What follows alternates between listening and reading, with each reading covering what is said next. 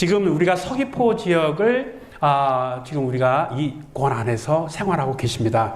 그러면 저는 이제 이 서귀포의 오름들도 마찬가지로 아까 360여 개 오름을 다 올라가 봤습니다만은 특히 이 서귀포에 있는 이제 오름들을 우리가 이해하고 계실 때 과연 그냥 평소에 봤던 오름들은 그냥 그저 오름이구나라고 이제 생각을 하셨을 겁니다. 그런데 이제 오늘부터 이 시간 이후로 저 오름은 제 삶과 하고 연관이 됩니다.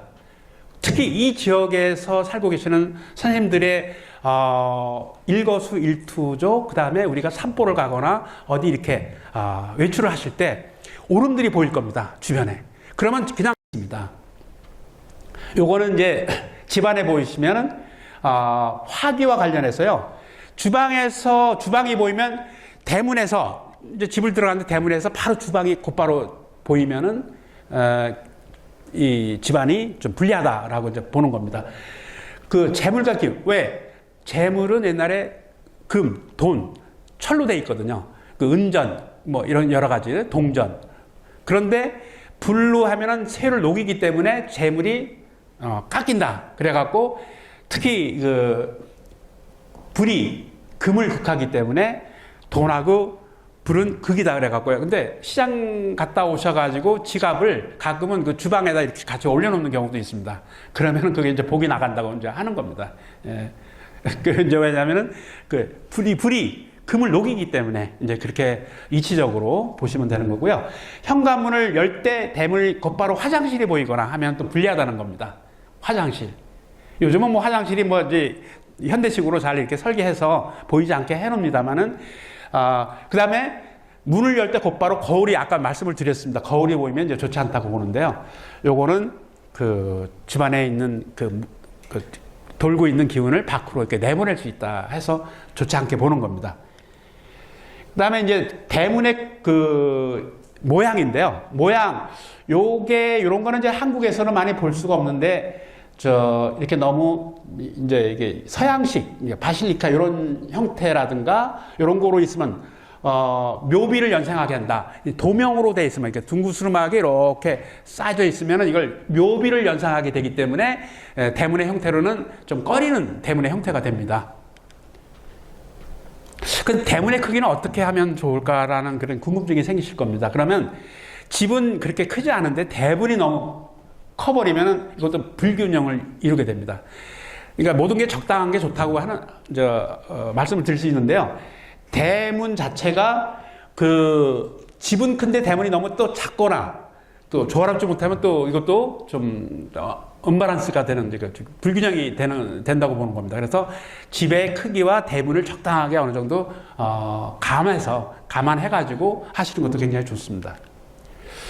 그리고 이제 이 대문이 이제 이 대문을 출입하는 건데 요 대문에서 어떤 그 완충작용을 해주는 거거든요. 외부의 기운이 들어올 때 완충작용을 해주는 건데 우리가 이제 그 집안에 들어가면 옛날에 그 방에서 거실에서 방으로 들어가면 문턱이 있었습니다. 지금은 이제 문턱을 없애는 경우도 많은데 그래도 있는 경우도 있습니다. 이 문턱이 있는 것은 원래 그 방과 분리를 한다는 의미가 있고 서로 다른 기운이 있기 때문에 그렇게 좀 문턱을 해놨는데 그게 너무 높아버리면 좀 불리하다라고 하는 겁니다. 그래서 요즘은 밋밋하게 이렇게 밀어내거나 또 어떤 그런 그 위험성도 있기 때문에 넘어지거나 하는 경우도 있기 때문에 그런 부분을 이렇게 감안해 주시는 것도 괜찮습니다. 그 다음에 이제 그 대문에 어떻든 문제가 있으면 빨리 개선해 주시는 게 좋고요. 이제 집 앞에 쓰레기장이라든가 쓰레기나 지저분한 물건들이 있으면은 그 집 안에 폐기가 들어오기 때문에요. 그걸 한번 잘 보셔야 될 겁니다.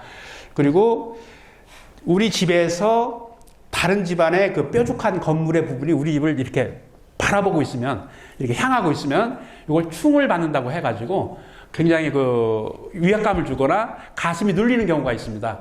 그러면 어떻게 이것을, 그렇다고 해서 남의 집을 어떻게 할 수도 없고요. 이런 경우와 또는 우리 집에서 딱 봤는데 정면에 도로가 우리 집 쪽을 향해서 있는 경우도 있습니다. 이런 경우도 충살입니다. 도로 충살이라고 하는데 이것도 굉장히 그 영향을 받게 되는데요. 이럴 때는 아까 그 집 앞에 비보의 방법, 비보는 이제 그것을 살을 막아주는 역할을 하는데, 집 앞에 나무를 심거나 이 태산석, 이렇게 조경석을 하나 앞에다 그 방향으로 놔가지고 이렇게 보호석으로 이렇게 해주시면은 그 충을 막을 수 있고요. 또 하나 방법은 그 반사경이 있습니다.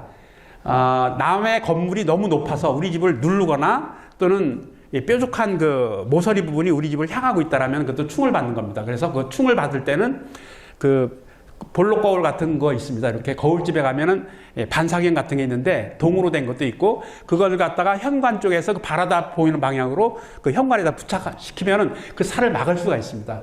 실질적으로 동남아라든가 싱가포르라든가 이런 데 가보시면은 굉장히 그런 걸 많이 확인할 수가 있습니다. 대만이라든가. 그 다음에 그 집안에 그 우리 주변에는 물이 없다. 이게 흐르는 물이 없으면은 그 물을 만들 수가 있습니다. 어떤 방법으로 만들 수 있냐면은 물 항아리 말씀을 들어보셨을 겁니다. 옛날에 그 한옥집 가 보시면은 돌로 이렇게 그 항아리 같이 만들어 갖고 그 들어가는 대문 양옆에 물을 담아 놓는 경우가 있습니다. 근데 지금은 이제 그럴 수가 없으니까 그 도자기 같은 거 또는 이렇게 항아리 같은 데다가 작은 항아리 같은 거 대문 양옆에다가 물 항아리를 이렇게 배치해 주시면요, 집안의 기운이 새나가지 않는다라고 하는 겁니다. 그래서 호텔이라든가 사업하시는 사업자에 가보면은 둥그란 그 총돌 같은 데다가 이렇게 물을 이렇게 흘려서 미끄러지게 이렇게 흐르게 하는 경우가 있습니다. 이게 모달을 해가지고, 그거는 물이 돌면은 그 집안의 기운이 모인다 해갖고 사업을 하시는 분들, 특히 영업장이라든가 가게터 이런 데는 물 항아리를 이렇게 많이들 배치해가지고 장사가 잘 되게끔 하는 경우가 굉장히 많습니다. 그리고 이제 그 집 주변에 특히 집으로부터 500m 이내에 그 고압선이라든가 고압 철탑이 있는 경우에는 굉장히 그 건강에 영향을 줄 수가 있습니다. 그래서 이럴 때는 그러면 어떻게 이 전자파를 막아낼 수 있을까라고 하는 겁니다.